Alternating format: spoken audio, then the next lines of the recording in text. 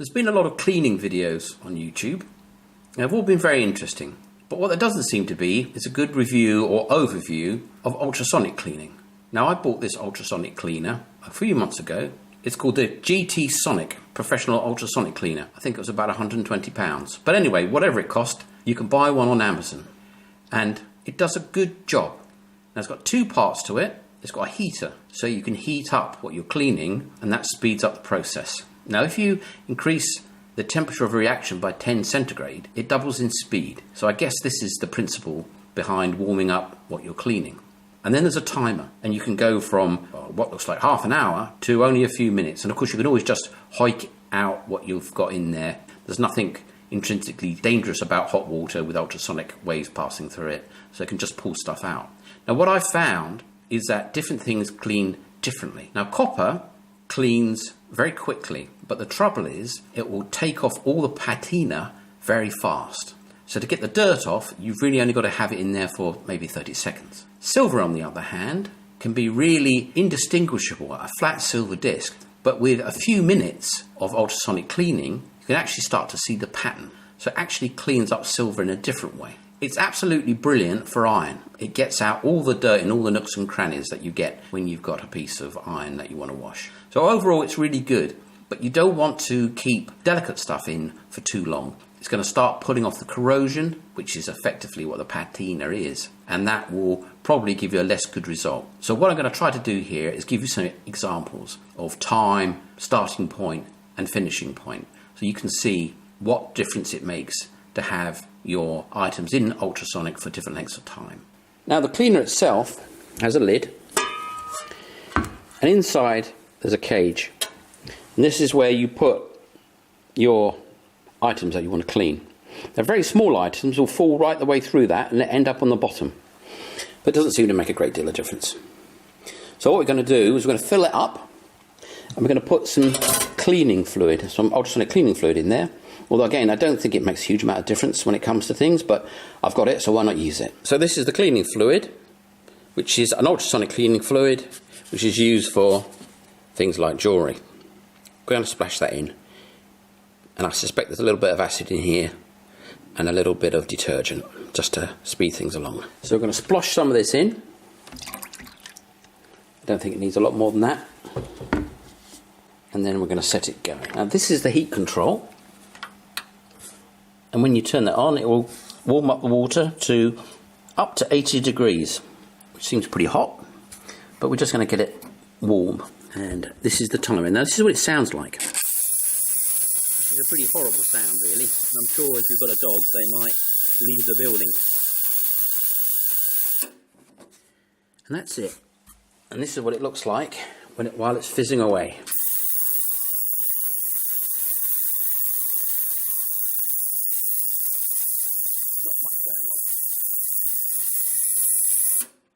So let's look at what we're going to try to clean. Now, here's a coin that I've cleaned myself with a toothpick. And it's not perfect because you just can't get all the bits and bobs out. So we're going to give this a quick clean. And this is the reverse. We're going to pop it in for 20 seconds.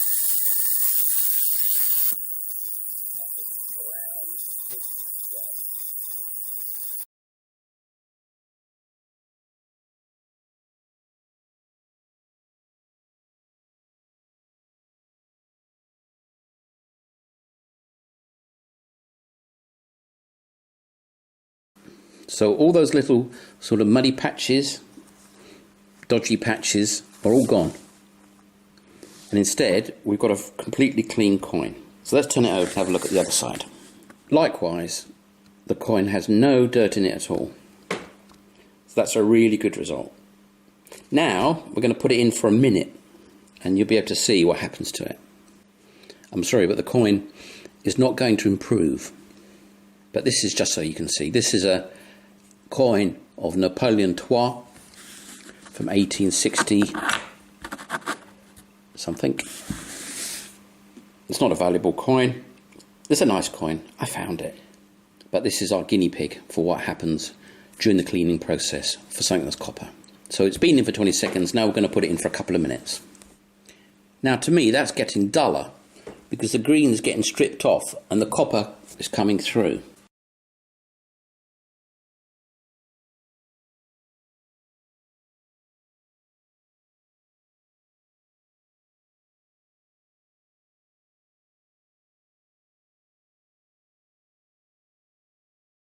But of course it's a matter of opinion, but I liked the original green finish and now it's kind of losing it. And I'm sure if I put that in for another 10 or 15 minutes, it'd take the whole lot off. And in fact, while I do the other tests, I'm going to just put this in and leave it in alongside.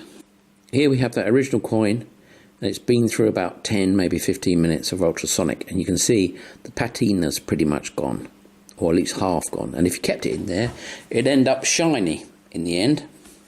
And you can see that coming on the bus side.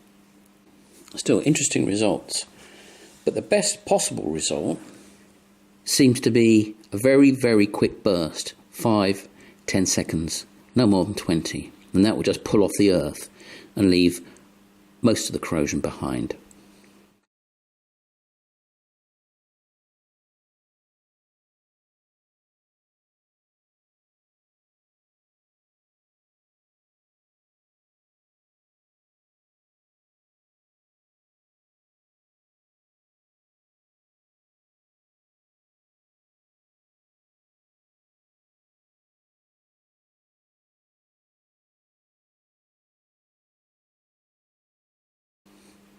I'm going to use this coin when I do my dolling up video, so we can see what happens when we try to fill in those pits and see if we can end up with a numismatic looking coin.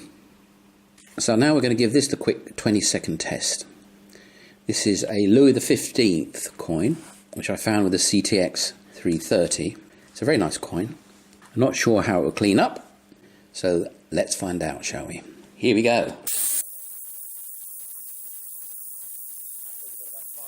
So this is the result, and you can see that the ultrasonic has pulled away loose material from the face of the coin. And you've got these little holes. Now, if I'd cleaned it with a matchstick, well, actually I had cleaned it with a matchstick, it wouldn't pull away those little holes, so you'd have a smooth effect. But what you're seeing really is the coin, but you can also see that the surface of the coin, the surface detail, is in fact a layer of corrosion over the body now. So I could completely clean this coin off and there'll be nothing left. So the coin detail itself is corrosion. Let's have a look at the other side.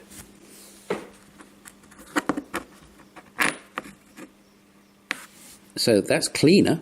Is it better? Probably, but I don't really like that hole effect. Now what you can do, and what the professionals do, and it's done with a lot of coins, particularly old Roman coins, is that will be filled with wax. So I could take a green wax and I could polish it with that green wax and it would fill all those holes up and make the coin smooth again. And I'll be doing that in a few weeks' time to see what the effect is. And with a bit of luck, I'll show you how it comes out.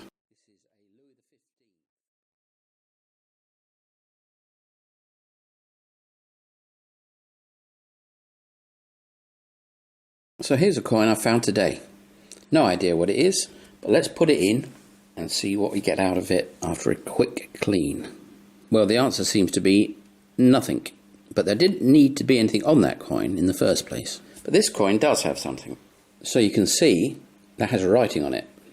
It actually says Liard de France, which is a pre-revolutionary farthing, for want of a better way of describing it. So let's put that in and see what happens. 20 seconds, and then we'll pull her out. So you can clearly see it says Liard de France, B, and you can see 2 fleurs-de-lis, in fact 3 fleurs-de-lis, which is a great improvement. But when you see it under magnification, you can see that the ultrasonic is actually tearing away at that coin, and if you left it in there long enough, even that wouldn't be red. So you have to be very, very gentle with anything that's very corroded. So let's give these 2 a burst, see how they come out. So here are the results. That's about 25 seconds. And you can see how it's eaten in to the corrosion. And I'm not sure whether that's an improvement or not.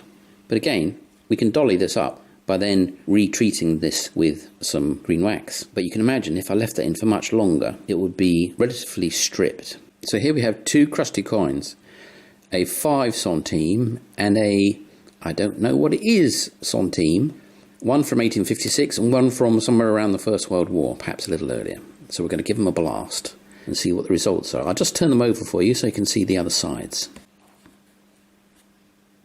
You can clean a coin, but you can't make it a good coin. You can see the difference of effect between the low quality, cheap coin, which was just after the First World War, and the bronze coin of Napoleon III. But we have managed to get a date off this coin on the left. It says 1920 something, and I believe it's a 1 franc, but the coin is rotten and no cleaning method will make it unrotten. Now here are two interesting subjects for cleaning. One is a buckle piece, and you see there's a maker's mark, and it's very difficult to get that dirt out. Now maybe you don't want to. Maybe that dirt gives the picture of a guy with a walking stick a little bit of life, a little bit of outline. Now on the left, there's a revolutionary 5 centime piece, and the left side has been cleaned with a matchstick, and the right side is left basically untouched.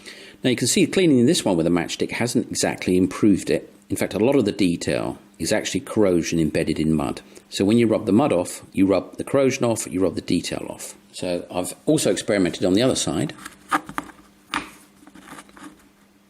And you can see the right side is uncleaned, the left side is cleaned with a matchstick, I think actually a toothpick. But still there's quite a bit of dirt on the left side. So we're going to put this in and see what happens. And we're going to put the buckle in and see whether that helps, because that has also been cleaned with a toothpick to get it to that state. So let's see what we get. And this is the result. Well, it's down to you to decide whether that's nicer or not. Let me turn over the revolutionary coin. Again, you can see the effect of pulling the corrosion away, and neither side is particularly flattering. So 2 more coins I found today and yesterday into the cleaner. And these are 2 results from those coins that I found. So that's quite nice. There's a Louis XV there as a young man, and that head's quite clear. So that's come out quite well. But the other one, no change. Well, funny enough, if I shield it, I can actually see some fleur-de-lis on that coin.